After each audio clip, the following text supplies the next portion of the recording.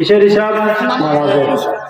তো আমাদের সুন্নি যারা আছে আমাদের একটা দুর্বদনাম যে আমরা নামাজের কথা বলি না। এই জন্য আমি যত জায়গায় যাই আগে নামাজের কথা বলি, কারণ আগে বদনামটা আমাদের কাছ থেকে শুরু। অনেক দলের ভাইয়ের আছে তারা বলে আমরা নামাজের কথা বলি না, তাই আমি যত জায়গায় যাই আগেই নামাজের কথা বলি। আপনারা নামাজ পড়বেন তো ইনশাআল্লাহ? আল্লাহ পাক তৌফিক দান করেন, সবাই বলি আমিন।